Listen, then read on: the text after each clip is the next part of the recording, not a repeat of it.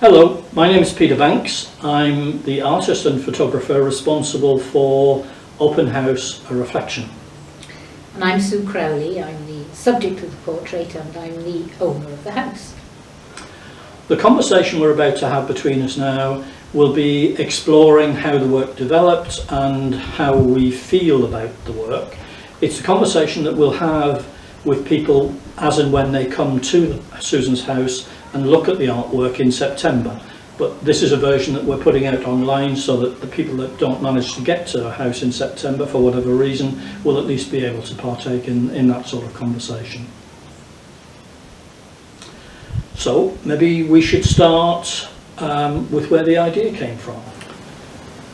The artwork that I make works somewhere between photography and sculpture. It is photography, but it's more concerned with what you can do with photographs than what you can do in them. That's a way of saying that I enjoy cutting photographs up, distorting them, moving them, creating three-dimensional structures with them as a method of exploring the potential of photographs to express ideas and to make portraits of people. Because actually most of my work, certainly over the last 20 years, has also been about people. Usually people that I know, in fact invariably people that I know, and often about aspects of them that are quite personal, about how they're thinking, how they feel about aging, how they feel about their relationships. It's included pieces about bereavement, it's included pieces about dementia, but it always comes from genuine feelings that I've been given by people that I know well. I've known Susan for a long time. My wife and I and her husband and Susan have been great friends for a long time. And I've wanted to do a piece of work about Susan for quite a while, but I didn't know exactly what it would be. I'd thought about what made her different, about the different aspects of her life, and slowly I came to the realisation that her house has been open in a way which I've always found very interesting to a whole range of different people over a long period of time. And lots of the stories and lots of the things that I knew about Sue and about Bob came from the results of all of these different people passing through her house. And so slowly I think I realised that if I was going to do a portrait of Susan that was multifaceted, that included aspects of all of her life, then there'd be no better way of doing it than through a house where she's lived for the last 40 years and which has seen a whole series of interesting, happy and sad events. And that would be a good way of trying to capture an image of her and her life. So when Peter asked if he could do this piece of work, I was quite flattered and pleased, but I didn't really know what he was planning or what the piece was going to be about. I live in an old-fashioned terraced house which is 125 years old. It's a typical South London home. I've lived there for nearly 45 years, so there's been a lot of coming and going over the time. Peter asked me to go around the house and to sit in each room and think about all the memories that each room held, which I did. And for me, that then created a kind of legacy. At my time in life, you are trying to look back and summarise what your life has been about, and it occurred to me that it would be a nice legacy to hand on to the rest of my family. So meanwhile, I was looking at Susan's house, trying to get the proportions of the house correct. She did have some plans, but they weren't extensive, so we had to do quite a lot of measuring as well. And eventually I came up with a full set of scaled plans and elevations for all of the different floors of the house. It was then important to start thinking about how I was going to divide the house up, how I was going to open the house in order to get maximum exposure of the rooms indoors. And using a conventional doll's house way of opening up the front wall where the front door is wasn't really going to work, because her house was a terraced house, so therefore it was a lot deeper than it was wide. And eventually I came up with the idea of having a view from the terrace next door, and slicing down through the centre of the house from the front door all the way through to the back of the house, and then peeling apart the two halves of the front of the house where the hall, the landing and the stairs are, that they would open up and reveal a maximum view of the inside of the house. Some of the rooms complete, some of the rooms split in half, both in the door that opened and in the main stem of the house that was left behind. In terms of the details inside the house, I wanted it to be accurate so that there would be beds and baths and stairways, but this was never going to be a doll's house. This was a shaped, framed image of Susan, and the image would be in shallow relief, so the photographic parts of the image would be at different heights or depths of the house. So in order for that to happen, I made all the furniture very cubic and simplistic. The idea being that the focus on the house when it was finished would be not on it as a doll's house, but as a three-dimensional photographic image with these additional figures that I intended to put in, which were representing all of Susan's memories. So I spent quite a long time moving from room to room, reflecting on all the things that had gone on in there. And that was an emotional but mainly enjoyable experience. Each room had joyful memories and painful memories, and memories I'd forgotten that came back. So it was a very rich activity. Some of the rooms showed a repeat of things that were kind of intergenerational. So bath time in the bathroom. I remember bathing my own child and other people's children of that generation, and then later my grandchildren. So there was a repeat of things that happened in rooms, but there were also rooms where the activities changed over time quite dramatically. One room in particular was one where we had lots of parties, but it was also the room where my husband died. So you can imagine the range and the richness of emotions as I wandered around reflecting. Once Sue and I had talked through the narratives and the stories and the emotion actually occurring in all of those different rooms, my next task was to try and find a way of illustrating those stories within the work itself. I had decided some time ago that I was going to use small model figures to represent the characters in her memories, and that I was going to paint those figures in a way which blended them into the image of Susan's face and her hand and the other things that were in the image of her. The idea of this is that they are meant to appear as if they are reflections coming out of her. They're part of her. They're an emanation from her. The figures themselves were standard toy figures that I bought, characters that I bought in from China. They were stock figures, a couple of male figures, a couple of female figures, a couple of children's figures in very standard positions. So the challenge really was to try and get them to express the narrative that Sue had given me. And the way that I did that mainly was by cutting them up. So if a figure was in bed, for instance, or in the bath, I simply cut the bottom of the figure off so they disappeared into the solid timber that was making up the piece of furniture. If I wanted the figure to be expressive, then I had to actually change the position of the figure. So in the attic, for instance, there's a person who's meant to be sad and contemplative and sitting on the edge of the bed, and he wasn't sad and contemplative enough, so I cut a small V out of the front of his neck and dropped his head forward slightly, and he became significantly more thoughtful.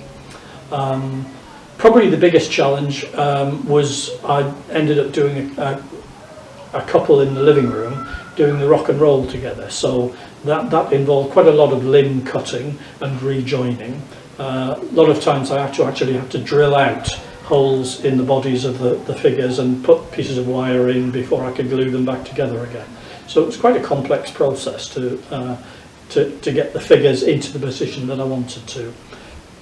And the idea, of course, was that in any one room there would be multiple figures from her history. So in the bathroom, for instance, there are two children of the same age being bathed by the person who is Sue.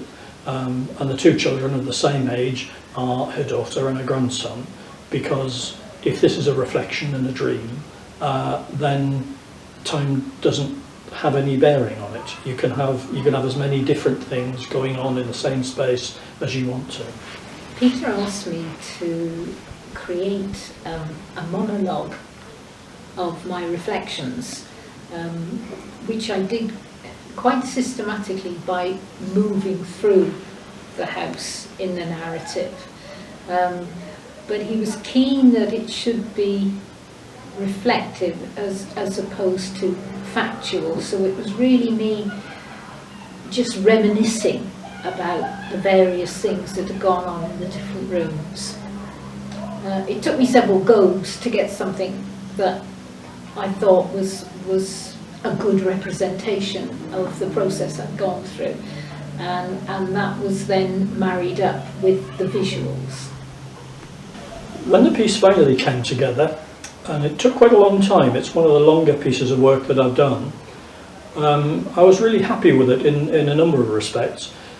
One of them was that it's probably the most collaborative piece of work that I've ever made, not just in terms of the content coming from Sue, but also the feel and the emotion coming from Sue, and quite a lot of the visual imagery in it also coming from Sue. The other thing that was different about this piece of work for me is that you could call the bits of work that I do lots of different things, but useful is never a word that you could apply to them. And this is the first time I thought that I'd done a piece of work that was useful in the sense that it was going to become a sort of legacy tool for Susan and something to pass on to a family. It was almost my intention to give the piece of work to Sue when it was finished. It wasn't commissioned, she didn't ask me to do it. She didn't pay me to do it, but it was nice at the end that it was a gift to give to her to pass on to her family. The idea, of course, is that this piece of work will exist after Susan and I aren't here. And it'll be interesting to see if people see various different readings of how you can look at the work. The most obvious piece is that the back wall of the image or of the house has a series of paper images of Susan's image, like wallpaper. And that in itself has an interesting implication. If you imagine that in real scale, a giant Susan's image wallpapered onto her actual house. But there's another couple of ways of reading it, actually. One is that there is no back wall of the house, and that the back wall is replaced by a hole into another world. And that actually Susan is looking at us all, the viewers, from this other world, and the stories of her life are played out in front of her like ghosts in front of her image.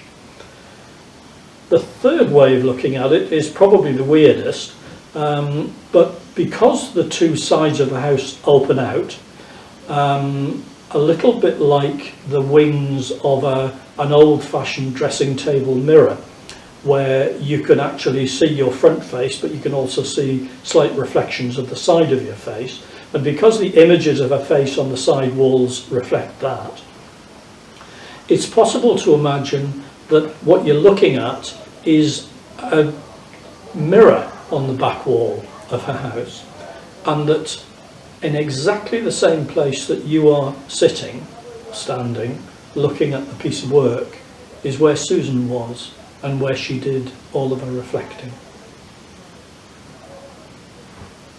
So the finished house is now located in Susan's house, and during the Open House London programme, people will have a chance to come round and look at the Open House Reflection House, which, by the way, has a mini version of her house inside it as a doll's house that Susan used to play with her kids with. So the mini house will be inside the Open House Reflection Artwork House, which will be inside the actual house, and people will have a chance to look at the open house in the context of the real house, if that makes sense.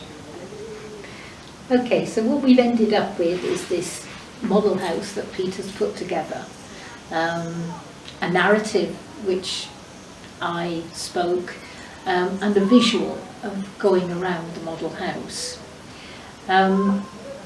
We decided it would be nice to share it with a few friends and family, and people were sufficiently impressed that I thought it would be nice to open it up to a wider circle of friends and family, many of whom would recognise themselves in the piece of work. And so that happened on an afternoon with people coming and going and watching, and we got a lot of really interesting responses. Some people were very moved because they recognised themselves in the house and the story and the memories. Others were moved because they said it made them think about their own home and the memories that their home had created.